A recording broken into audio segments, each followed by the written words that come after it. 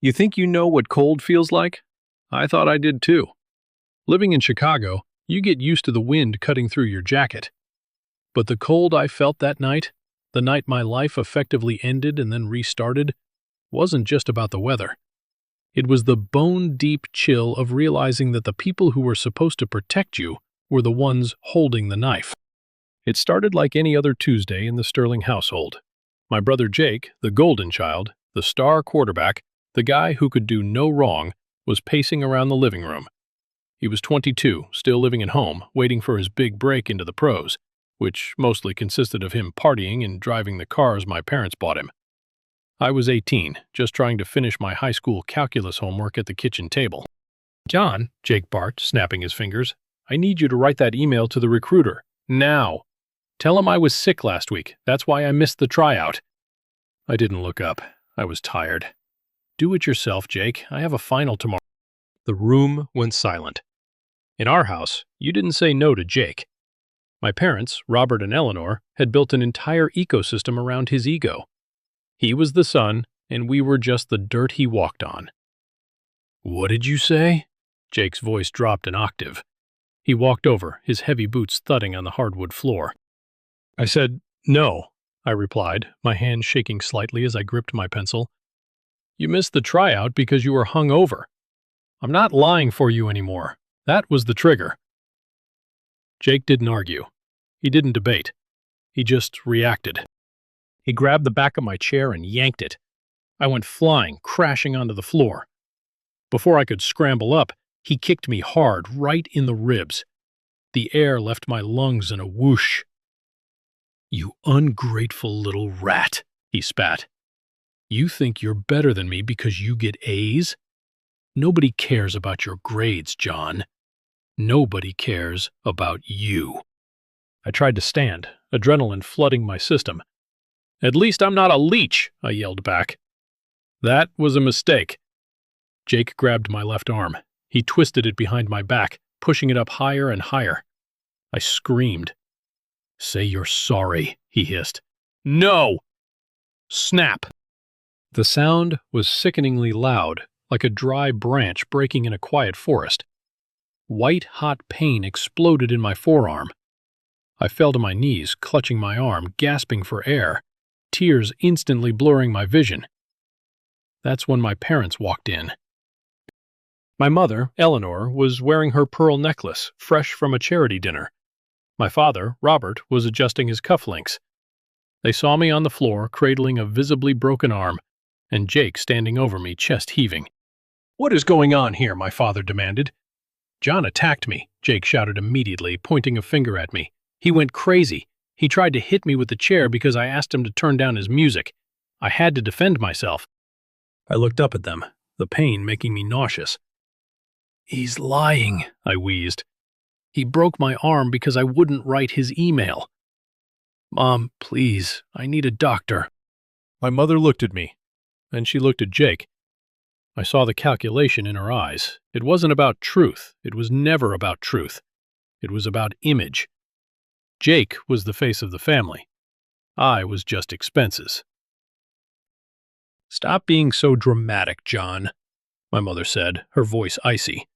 She walked over to Jake and brushed imaginary dust off his shoulder. "Are you hurt, baby? Did he hurt you?"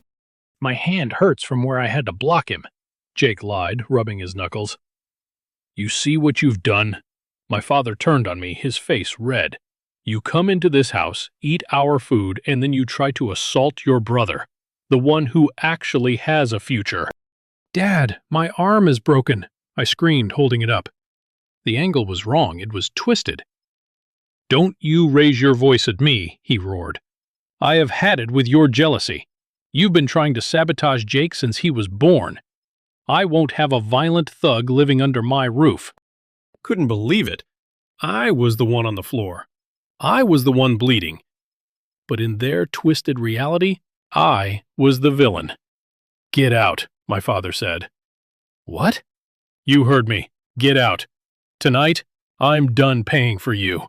I'm done dealing with your attitude." "It's pouring rain outside," I stammered. "It's 30 degrees. Where am I supposed to go?" That's not my problem, my mother added, not even looking at me. She was too busy checking Jake's hand for bruises. Maybe a night on the streets will teach you some gratitude. My father grabbed me by the collar of my shirt. He physically dragged me toward the front door. Every bump sent shocks of agony through my broken arm. I scrambled, trying to get my footing, but he was a big man, and I was in shock. He opened the heavy oak door. The wind howled, carrying sheets of freezing rain into the foyer. "Wait, my stuff!" I cried. My mother appeared from the hallway. She had my old gym bag, the tattered blue one I'd had since middle school. She hadn't packed clothes. She hadn't packed my laptop. She had just shoved whatever was on the floor of my room into it. She threw the bag past me. It landed with a wet splash in a puddle on the driveway. "Here," she said. "Take your trash with you." My father shoved me. I stumbled down the front steps, slipping on the wet concrete, landing hard on my good shoulder. The rain soaked through my thin t-shirt instantly. It was freezing, a biting, numbing cold that felt like needles on my skin. I looked up. My family stood in the warm, golden light of the doorway. It looked like a Norman Rockwell painting, except for the cruelty etched on their faces. Jake stepped forward. He reached into his pocket and pulled out a set of keys. He twirled them around his finger. The Lamborghini keychain glinted in the porch light. It was his birthday present from last week. "Have a nice walk, loser," Jake sneered. "Don't worry about your room. I'm going to turn it into a trophy case." My mother put a hand on Jake's shoulder. "Come inside, Jake. You don't want to catch a cold talking to him." My father looked at me one last time. There was no regret in his eyes, only disgust. "If you call the police, John, I will make sure you never get into college. I'll ruin you. I have lawyers who can bury you before you even fill out the paperwork. Do you understand?" I didn't answer. Couldn't. My teeth were chattering too hard. The heavy door slammed shut. The sound echoed like a gunshot. Then the deadbolt slid into place. Click. I was alone. I stood up, cradling my broken arm against my chest to keep it stable. The rain mixed with the tears on my face. I walked over to the puddle and picked up my tattered bag. It was soaked. Everything inside was probably ruined. I looked back at the house. I could see them through the living room window. My mother was pouring wine. Jake was laughing, miming a throwing motion, probably reenacting how he threw me across the room. They looked happy. They looked relieved. That was the moment something inside me snapped louder than my bone head. I didn't feel the cold anymore. I didn't feel the pain in my arm. All I felt was a burning, white-hot rage in the center of my chest. It was a fuel. It was a promise. I turned away from the house and started walking down the long driveway toward the dark street. I didn't know where I was going. I didn't have a coat. I didn't have money. But as I walked into the darkness, I made a vow to the freezing rain. I will survive this. And one day, I am going to come back. I'm not going to yell. I'm not going to fight. I'm going to buy the ground out from under you, and I'm going to bury you in it. They thought they had just taken out the trash. They didn't realize they had just created their worst enemy. The first 48 hours were a blur of agony. I walked 4 miles to the nearest emergency room. I sat in the waiting room, dripping wet, shivering so violently the nurse thought I was having a seizure. When they asked what happened, I lied. I had to. My father's threat about the lawyers rang in my ears. I knew how powerful Robert Sterling was. He had judges on his speed dial, so I told them I fell down some stairs at a park. They set my arm in a cast. The doctor looked at me with pity, seeing my soaked clothes and the tattered bag, but he didn't press. When I was discharged, the social worker gave me a list of shelters. "Good luck, son," she said. That was my inheritance, a list of homeless shelters and a plastic bag of painkillers. For the next 6 months, I lived in a nightmare. I slept under an overpass near the train tracks because the shelters were full or too dangerous. I learned quickly that a broken arm makes you a target on the streets. I had to fight for scraps of food. I washed dishes at a greasy diner in exchange for leftover soup, every night staring up at the concrete underside of the bridge. I thought about them. I thought about Jake driving his Lamborghini to parties. I thought about my mother buying new curtains while her son slept on cardboard. The hate kept me warm. One night, a man sat down next to me at the diner. He was older, wearing a frayed suit, reading a thick book on corporate law. His name was Mr. Henderson. He saw me trying to read a discarded newspaper with my one good hand. "You're a smart kid," he said, not looking up. "What are you doing washing dishes?" "Surviving," I said. "Survival is for animals," he replied, finally looking at me. "Men build." "What do you want to build?" "A coffin," I said darkly. "For a dynasty," he smiled. It was a shark smile. "Then you better learn how the law works. It's the only weapon that leaves no blood on your hands." Mr. Henderson became my lifeline. He was a disbarred attorney, brilliant, but an alcoholic. He taught me everything. He helped me navigate the system to get financial aid as an emancipated minor. I got my GED, then community college. I worked 3 jobs: janitor, night watchman, delivery driver. I didn't sleep. I didn't date. I didn't have fun. I just worked. I got into a state university on a full academic scholarship. I majored in accounting and pre-law. While other kids were partying, I was studying forensic accounting. I became obsessed with the flow of money. Money was the blood of the world, and if you knew how to track it, you could kill any beast by cutting off the supply. 7 years passed. I graduated top of my class. Then law school. I landed a job at the Department of Justice, specifically in the Financial Crimes Division. My salary wasn't huge at first, but my power was growing. I started building a file on the Sterling family. It wasn't hard to find the cracks. My father, Robert, ran a massive charity organization called the Sterling Foundation. On paper, they built orphanages and supported veterans, but as I dug into the public tax records, the numbers didn't add up. There were millions of dollars flowing into shell companies in the Caymans. And then there was Jake. Jake never made the NFL. He blew out his knee a year after I left. Karma works in mysterious ways. Now he was listed as a consultant for the foundation, drawing a salary of $400,000 a year. But there was no record of him actually doing any work. I dug deeper. I found police reports that had disappeared, assault charges against Jake that were dropped mysteriously, settlements paid out to young women labeled as NDA, consulting fees in the ledger. My parents weren't just mean, they were criminals. They were using charity money to bribe police, silence victims, and fund their lavish lifestyle. They were stealing from orphans to buy Rolls Royces. The realization hit me like a physical blow. They had thrown me out for ruining the family image. Yet they were running a criminal enterprise.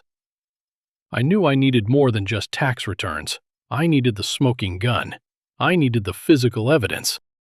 My big break came when I was promoted to special prosecutor for a federal task force targeting charity fraud. My boss, a hard-nosed woman named Attorney General Reynolds, called me into her office.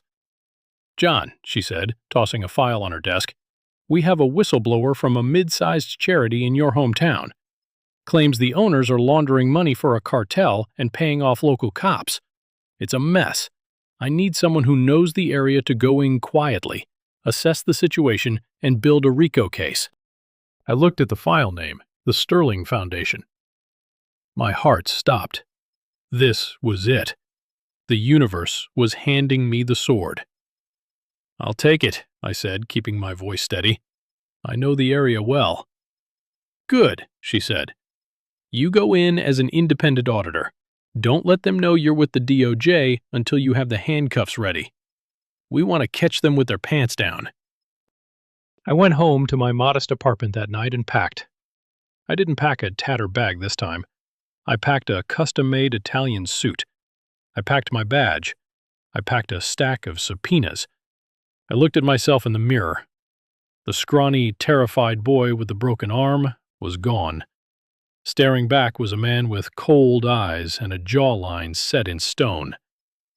I had spent 10 years crawling through the mud so I could walk back through their front door without knocking. "I'm coming home, Mom and Dad," I whispered to the reflection. "And I'm bringing the storm with me." Driving back into my hometown was a surreal experience. The streets looked the same, lined with the same oak trees, but the feeling was different. I wasn't the victim anymore. I was the predator. I checked into the finest hotel in the city, ironically, a place my father had held his birthday parties at.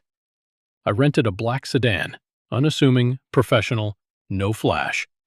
I wasn't here to show off. I was here to work. My cover was simple. I was a Highwell forensic auditor hired by the state to do a routine compliance check for their tax-exempt status. It was a standard procedure that usually annoyed rich people, but didn't scare them. My goal was to get inside the building, get access to their physical servers, and find the connection to the bribes. But first, I needed to see him. I needed to see Jake. I knew where he'd be. Every Friday afternoon, Jake held court at the Oak Haven Club, an exclusive country club where the elite of the town gathered to stroke each other's egos. I drove there and parked. I walked into the lounge, ordering a sparkling water. I sat in a corner booth watching, and there he was. Jake hadn't aged well. 32, he was bloated. His face was puffy from alcohol, his hair thinning. He was loud, slamming his hand on the table, laughing at his own jokes. He was surrounded by sycophants, people who were only there because he was buying the drinks. He was wearing a flashy watch that probably cost more than my first year of tuition. Outside, I had seen it, the lime green Lamborghini Urus. It was parked across 2 handicap spots. Typical. I watched him for an hour. I saw the way he snapped at the waitress. I saw the way he grabbed the arm of a young woman who tried to walk away from him. He hadn't changed. He was still a bully. I finished my drink and walked out. As I was crossing the parking lot, I heard the roar of an engine. The green Lamborghini came tearing around the corner way too fast. I stopped, not flinching. The car screeched to a halt inches from my legs. The window rolled down. Jake stuck his head out, his face red and sweaty. "Watch where you're walking, idiot," he screamed. "This paint job costs more than your life." He didn't recognize me. Why would he? He remembered a scrawny, terrified teenager.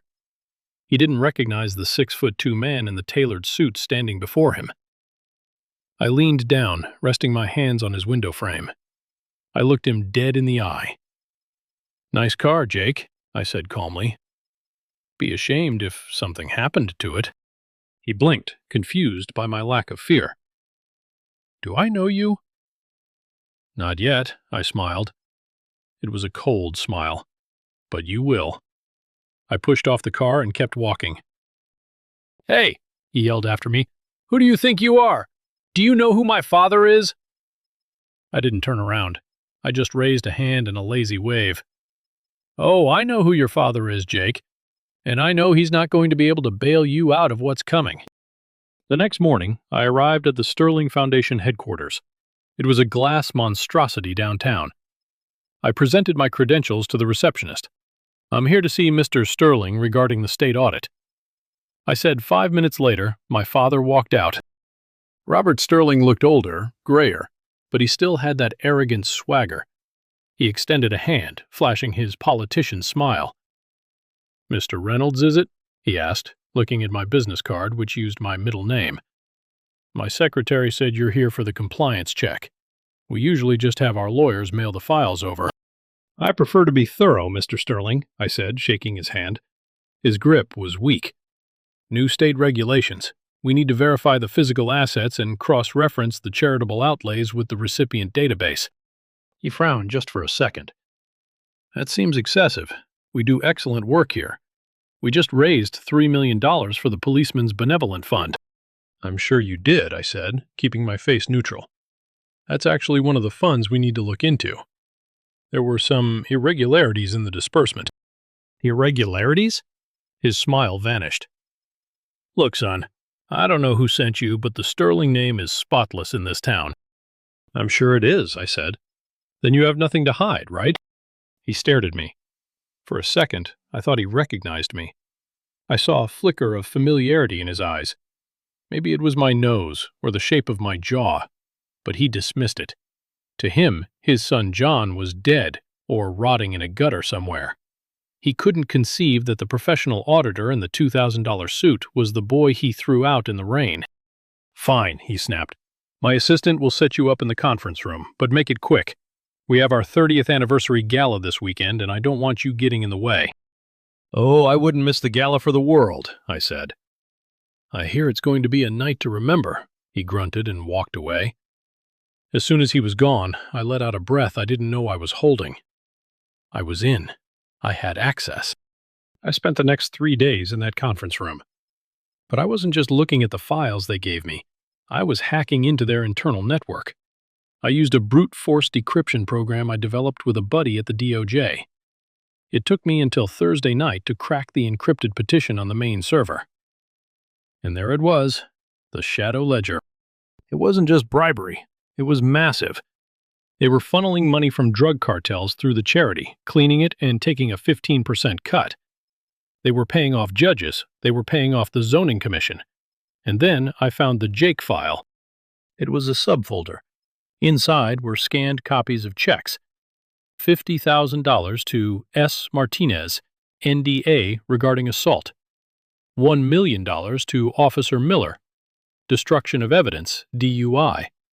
$25,000 to L. Davis, settling out of court, paternity suit. My stomach churned.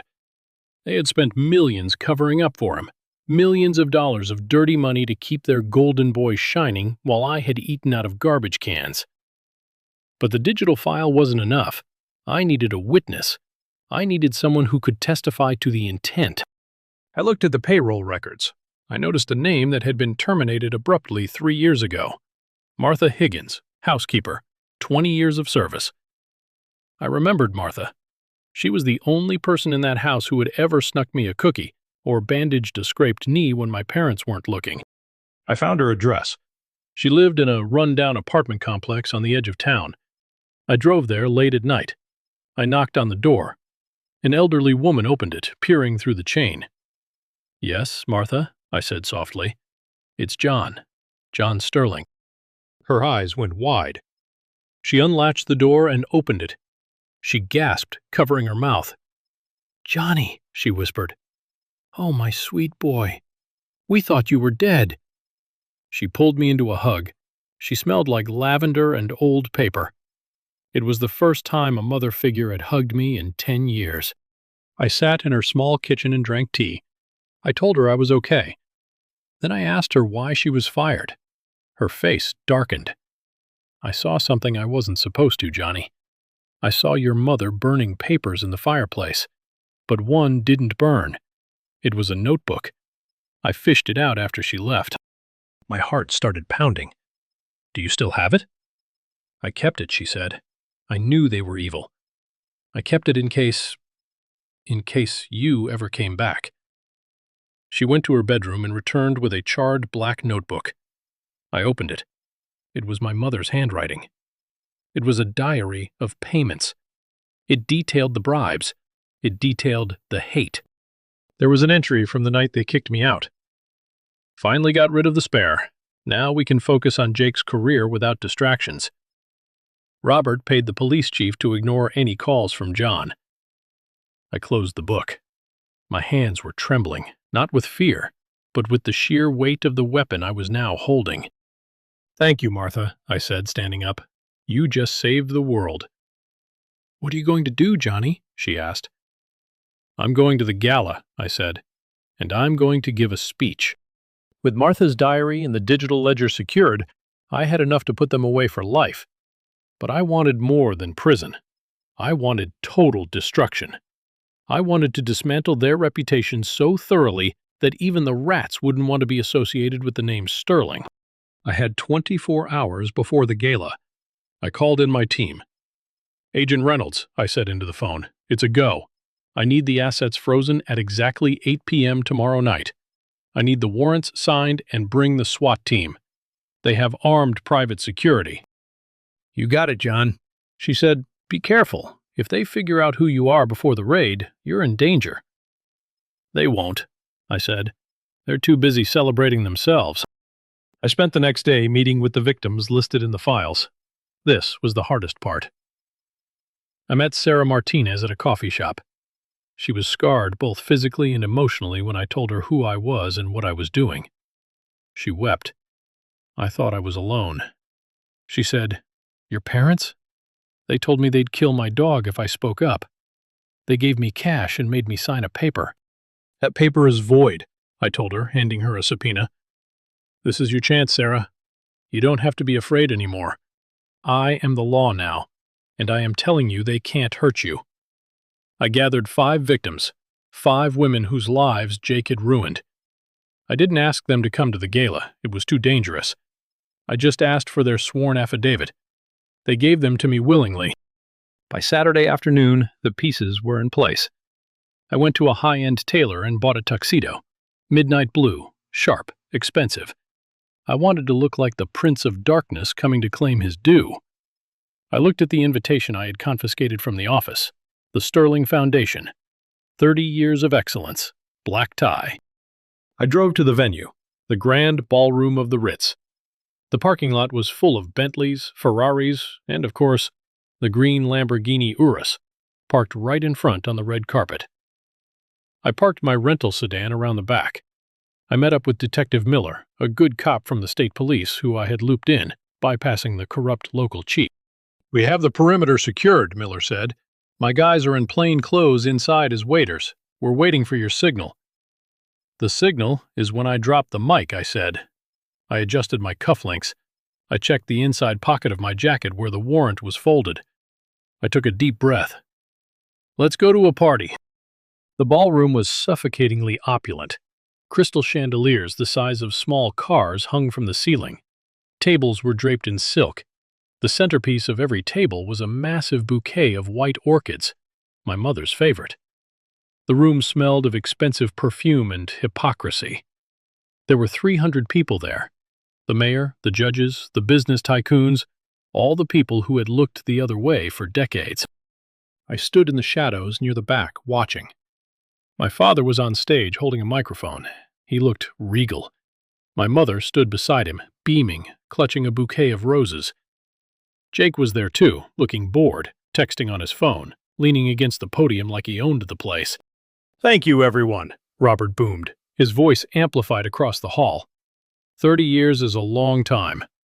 When Eleanor and I started this foundation, we had a dream. A dream of a community where everyone helps everyone. The crowd applauded politely. "We have faced challenges," he continued, "but we have always put family first. And looking at my son, Jake, I know the future is in good hands." He gestured to Jake. Jake gave a lazy wave. "We have raised $5 million tonight," Robert announced, "and I am proud to say every cent will go to worthy causes." That was my cue. I started walking down the center aisle. My footsteps were silent on the plush carpet, but my presence was heavy. "Actually, Robert," I shouted, my voice cutting through the applause, "that's not entirely true, is it?" The room went deadly silent. Heads turned. 300 pairs of eyes focused on me. My father squinted against the spotlight. "Excuse me? Who is that? Security?" I kept walking. I stepped into the light. "You don't recognize me, Dad?" I asked. "It's been 10 years. I guess I look a little different without the broken arm." My mother dropped her bouquet. The roses scattered on the floor. Her hand flew to her throat. "John!" A murmur ripped through the crowd. "The lost son, the one who ran away." "John," my father said, his voice trembling with a mix of shock and rage. "What the hell are you doing here? Get out! Security! Remove this trespasser!" 2 burly security guards started toward me. "Federal agent," I shouted, flashing my badge high in the air. "Anyone who touches me will be charged with obstruction of justice." The guards froze. They looked at my badge, then at my father. They stepped back. They weren't paid enough to fight the feds. I walked up the stairs to the stage. I stood 5 feet away from them, the same distance as that night in the foyer. But now I was the one in control. "What is this?" Jake stepped forward, puffing his chest out. "You think a fake badge scares us? Get lost, loser." I ignored him. I looked at the crowd. I grabbed the microphone from the stand. Ladies and gentlemen, I said, my voice steady and cold, my name is John Sterling. I am a special prosecutor for the Department of Justice, and tonight we are celebrating a different kind of anniversary. I pulled a remote clicker from my pocket and pointed it at the giant projection screen behind them, which was displaying the Foundation's logo. Click. The screen changed. It wasn't a logo anymore, it was a spreadsheet. The Shadow Ledger. This, I pointed, is a record of illegal payments made by the Sterling Foundation. Money laundering for the cartel. Bribes to Judge Stevens. Bribes to Chief of Police Higgins. I saw the police chief in the front row turn pale and start looking for the exit. Sit down, Chief, I commanded. My men are already at the doors.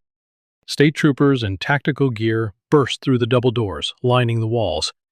The room erupted in gasps and screams. I turned back to my parents. They looked small. They looked terrified. You lied to everyone, I said to them. You told them I was a runaway. You told them I was crazy. But the truth is, you kicked an injured 18-year-old out into the rain to protect him. Pointed at Jake, a predator, an abuser. Click. The screen changed again. It was a video. The video from the dashboard camera of the Lamborghini, a file Jake thought he had deleted, but the cloud never forgets. It showed Jake laughing with a friend. Voice on video. Jake, yeah, I hit her. So what? Dad paid her off. I can do whatever I want. I'm a Sterling. We own this town. The crowd gasped. A collective noise of disgust filled the room. Jake lunged at me. I'll kill you.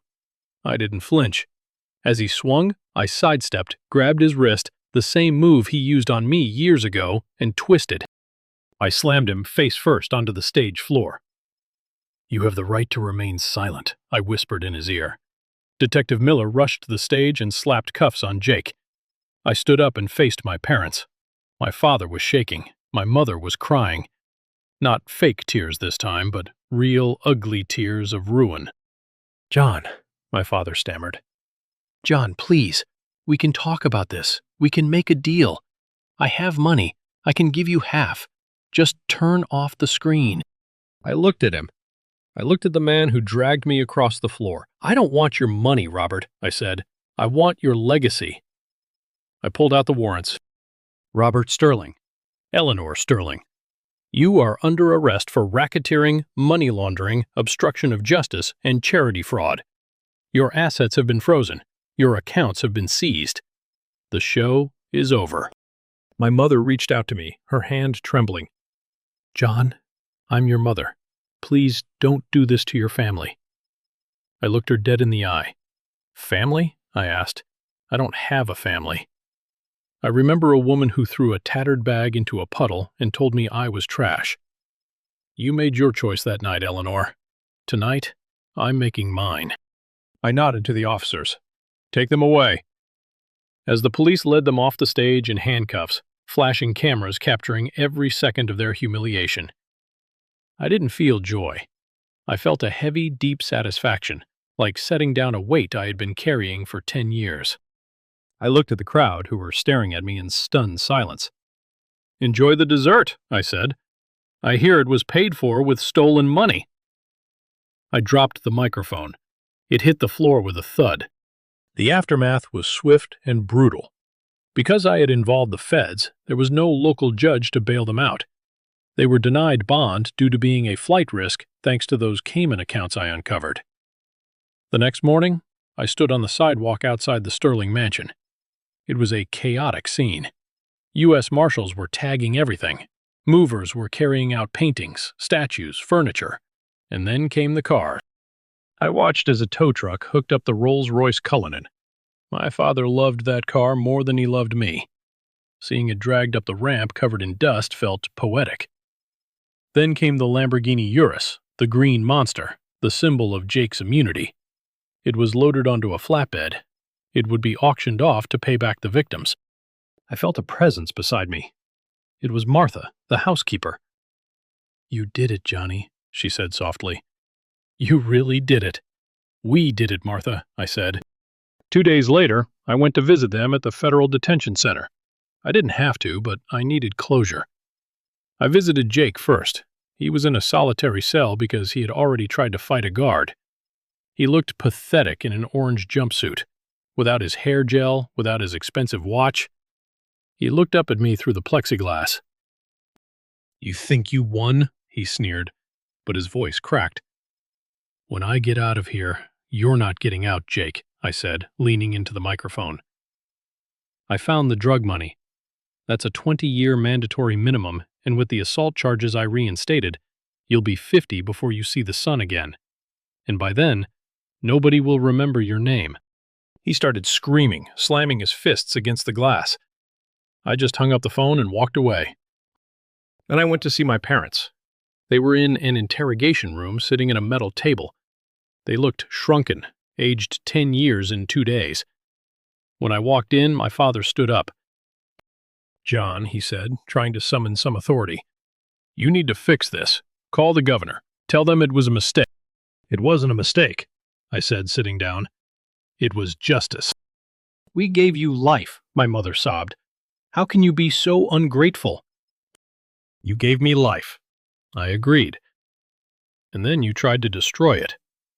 You chose a monster over your son because he could throw a ball, and I was just a nerd.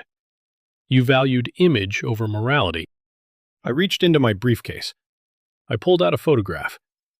It was a picture of me taken 10 years ago by a shelter volunteer. I was skinny, dirty, holding that tattered blue gym bag. I slid the photo across the table. "You threw me out with a bag of trash," I said, "so I'm returning the favor. The house is gone, the cars are gone, the foundation is gone, the money is gone. You are penniless, and you are going to die in prison." My father looked at the photo. His hands shook. For the first time, the reality hit him. He wasn't Robert Sterling the tycoon anymore. He was just an old criminal who had underestimated his victim. "Why?" he whispered. "Why go this far?" "Because I stood up buttoning my jacket. You told me I would never be anything.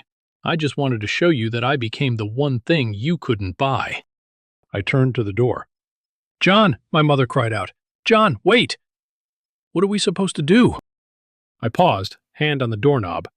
I looked back at them one last time. "I don't know," I said, echoing the words she said to me that rainy night. "That's not my problem." I walked out. The door clicked shut behind me, the heavy metallic sound of a lock sliding into place. But this time, I was on the outside, and I was free. I walked out of the prison and into the sunlight. The air was warm, the sky was blue. I took a deep breath. It was over. The ghost of the freezing night was gone. Time is a funny thing. When I was shivering under that bridge, 10 minutes felt like 10 years.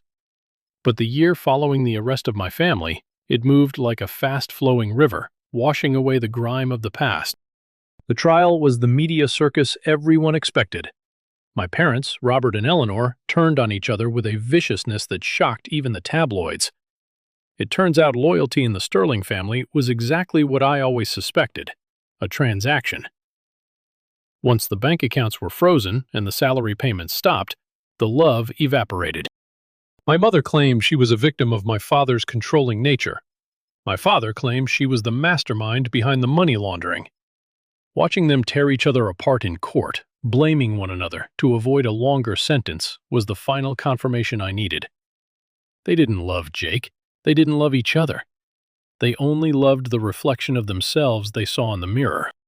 The jury didn't buy any of it. Jake was sentenced to 25 years. The judge added a special stipulation regarding the violent nature of his crimes, ensuring he wouldn't be eligible for parole until he was nearly 50. My parents got 15 years each. I remember sitting in the back of the courtroom when the gavel came down. I didn't cheer.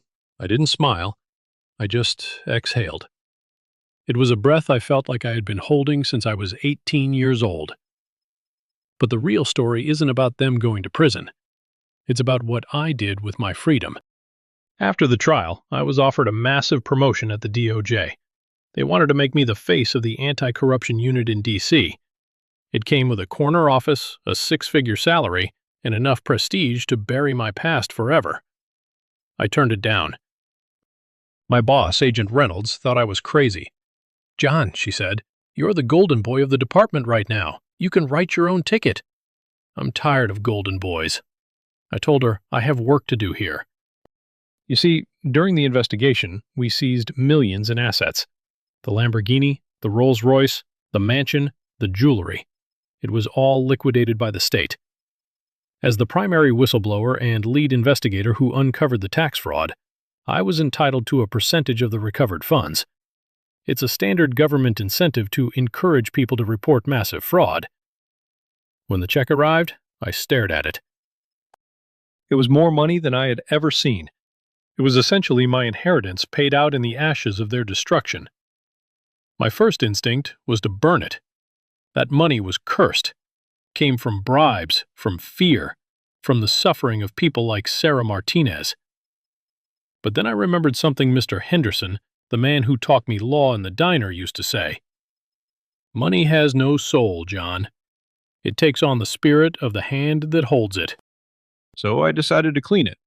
I bought a building, not a mansion. It was an old abandoned warehouse on the east side of town, the rough part, not far from where I used to sleep on the streets. I hired contractors. I hired teachers. I hired therapists. We called it the Lighthouse. It wasn't just a shelter. It was a comprehensive center for at-risk youth, specifically those aging out of the foster system or running from abusive homes. We offered legal counsel for kids stuck in brutal custody battles. We provided college fund scholarships for kids who had the grades but not the money. We gave them what I never had, a safety net. One afternoon, about 6 months after we opened, I was walking through the main hall. I saw a kid sitting in the corner. He was maybe 16, skinny, wearing a hoodie that was too big for him. He was holding his arm awkwardly against his chest. I walked over and sat down next to him. "Hey," I said, "I'm John." He flinched. "I didn't steal anything," he mumbled. "I know," I said. "Does your arm hurt?" He looked down. My stepdad. He got mad because I didn't wash the truck right. I felt that old rage spark in my chest, but I tamped it down. Rage wouldn't help this kid. Action would, you know, I said, rolling up my sleeve to show the faint surgical scar on my forearm where the doctors had to reset my bone years ago. I had a break just like that when I was a little older than you. His eyes went wide. Yeah, hurt like hell. But the bone healed stronger than it was before. I looked him in the eye. You're safe here, Leo. We have a lawyer on staff who specializes in this. You aren't going back there.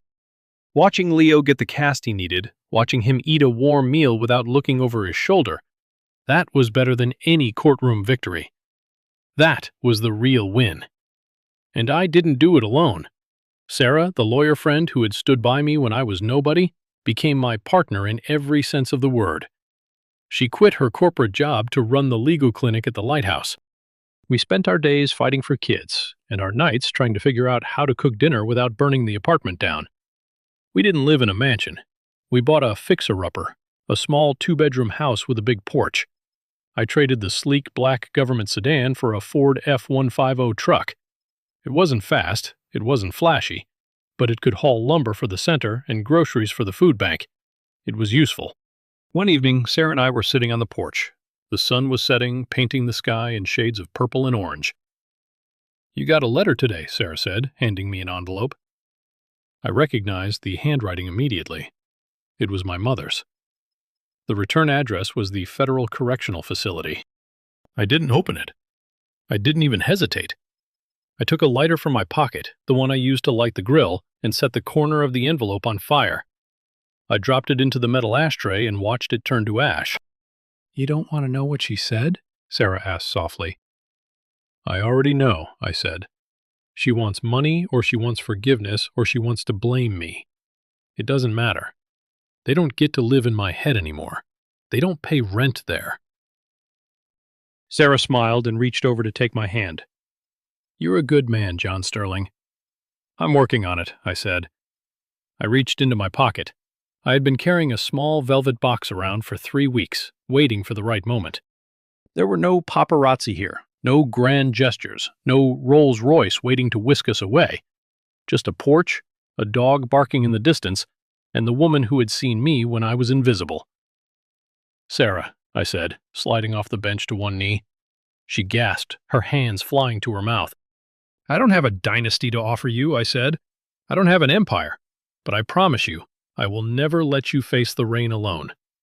Will you marry me?" She didn't say yes immediately. She just tackled me in a hug that nearly knocked me off the porch. We got married 2 months later, in the backyard of the lighthouse. The guests weren't senators or CEOs. They were the kids from the center. Leo was my ring bearer. Martha, the housekeeper who saved the diary, sat in the front row, crying into a handkerchief. It was the poorest wedding in terms of budget, but the richest in terms of love. As I danced with Sarah under the string lights, I realized that my parents were wrong about everything. They thought power came from fear. They thought respect was something you bought. They thought legacy was a name on a building. They were rotting in cells, divorced, alone, bankrupt. Their friends had abandoned them the second the indictment dropped. I was dancing in a backyard, surrounded by people who would take a bullet for me. Not because I paid them, but because I served them. I looked at my watch, a simple Timex, not a Rolex. It was time to cut the cake. I was free. A few weeks ago, I took a drive. I told Sarah I had one last errand to run. I drove my truck out to the old neighborhood. It was strange how small everything looked now. When you're a scared kid, the world looks like a labyrinth of giants. When you're a grown man who has stared down the barrel of corruption and won, it just looks like suburbs. I pulled up to the address, 1402 Oakwood Drive. The mansion was gone. After the bank seized it, they tried to sell it, but the reputation of the house was so toxic. The rumors of the house of secrets that no one wanted to live there. Eventually, a developer bought the land just for the lot value. They had bulldozed it. Where the grand foyer once stood, there was just a pile of dirt. The window where Jake used to mock me was empty air. The driveway where my father dragged me was cracked and overgrown with weeds. I turned off the truck and stepped out. The air was crisp. It wasn't raining this time. I walked over to the spot where I calculated the front door used to be. I closed my eyes and listened. I half expected to hear the echoes of shouting, the phantom pain in my arm, but there was nothing. Just the sound of wind in the trees and a lawnmower in the distance. The monster wasn't real anymore. It was just a story. I thought about the concept of the golden child.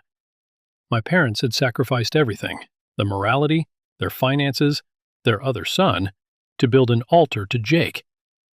They poured all their hopes, their narcissism, and their greed into him. They protected him from every consequence, shielded him from every reality. And in doing so, they destroyed him. Jake never learned to be a human being. He never learned empathy or resilience or hard work. He was a product. And when the product became defective, the factory shut down. In a twisted way, I was the lucky one. By throwing me out, by breaking me, they forced me to rebuild myself. They gave me the gift of struggle. They made me learn how to survive the cold. They stripped away my entitlement and replaced it with hunger.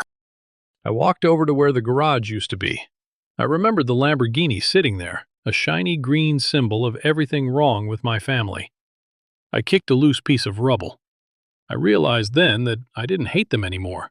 Hate requires energy. Hate requires you to care. What I felt was a profound, distant pity.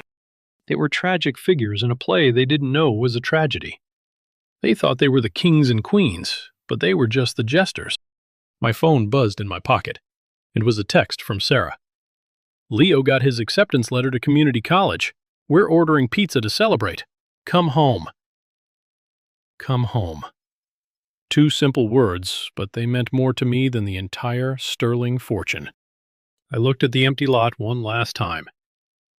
"Goodbye," I whispered. Not to my parents, but to the boy who used to live here.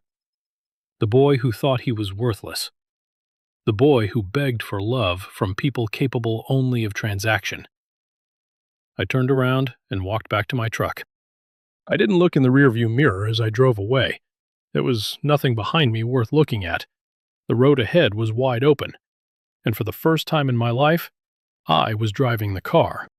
And that, my friends, is how I took down the dynasty that tried to erase me. But before you go, I want to leave you with a few thoughts that I learned the hard way. First, DNA does not make a family. Just because you share blood with someone doesn't mean you owe them your soul. If your family is toxic, if they abuse you, if they value their image more than your safety, you have every right to walk away. Walking away isn't quitting, it's surviving. Second, enabling is a form of abuse. My parents thought they were loving Jake by covering up his crimes. They weren't. They were crippling him by removing all consequences. They turned him into a monster who couldn't function in society. Real love involves accountability. And finally, your trauma is not your destiny. They broke my arm and they broke my heart, but they couldn't break my spirit. You can build a beautiful life out of broken pieces. The best revenge isn't seeing them in handcuffs, though that was satisfying. The best revenge is being happy. It's healing. It's breaking the cycle. I want to hear from you. Have you ever had to cut ties with a toxic family member to save yourself? Or maybe you've been the scapegoat in your family. Let me know your story in the comments. And if you think justice was served in the story, drop a simple good in the comments so I know we're on the same page. Stay strong, stay safe, and remember, you define your own worth. Thanks for watching.